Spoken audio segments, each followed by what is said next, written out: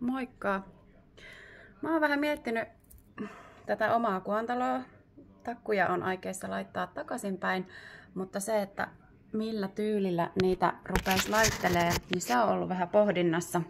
Ja mä luulen, että mä oon nyt ehkä löytänyt semmosen ajatuksen, jota mä lähtisin toteuttamaan. Haluatko lähteä mukaan seuraamaan tätä mun uutta takkumatkaa ja projektia? Tervetuloa.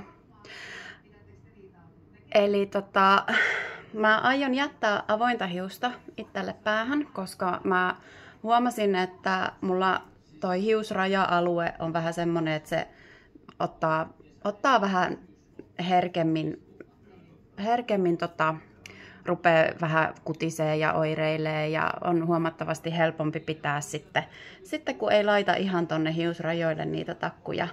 Ja otsatukan jätän, mä en oikein osaa olla ajatuksella, että ois naama jotenkin tällä tapaa, että otsatukka saa kyllä jäädä myös.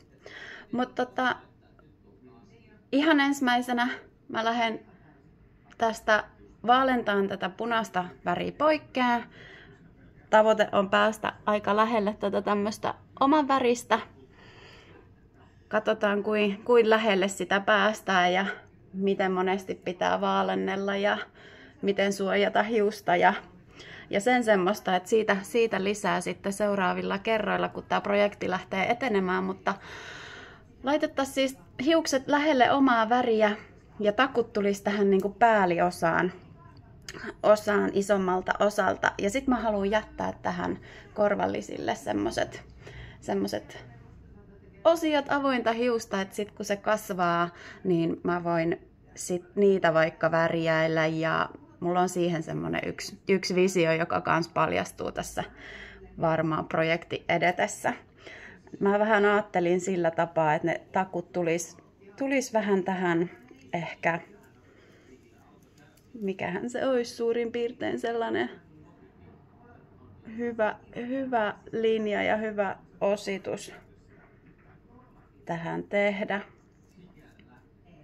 Mutta molemmin puolin jotain tämmöistä. Tätä hiusta nimittäin itsellä päässä piisaa jonkun verran, niin hyvin pystyy tekemään niin, että on takut vaan osassa päätä ja sitten on avointa hiusta myös.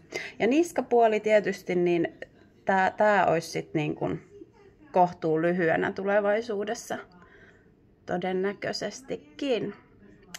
Tämmöisillä ajatuksilla kerro, mitä itse tuumaat, miltä vaikuttaa, onko hyvä suunnitelma vai olisiko sulla jotain hyviä ideoita heittää. Et itse ensisijaisesti kaipaan semmoista helppohoitoisuutta ja helppopitoisuutta. On todellakin semmoinen pese ja pidä tyyppinen hiusten kanssa, että en laittele niitä hirveästi, enkä halua nähdä kauheasti vaivaa niiden kanssa arjessa. Et muuten kyllä vaikka välillä voi silloin tällöin jotain tehdäkin, mutta semmoinen arkiluukki pitää olla hyvin vaivaton. Tämmöisiä kuulumisia ja ajatuksia. Moikka!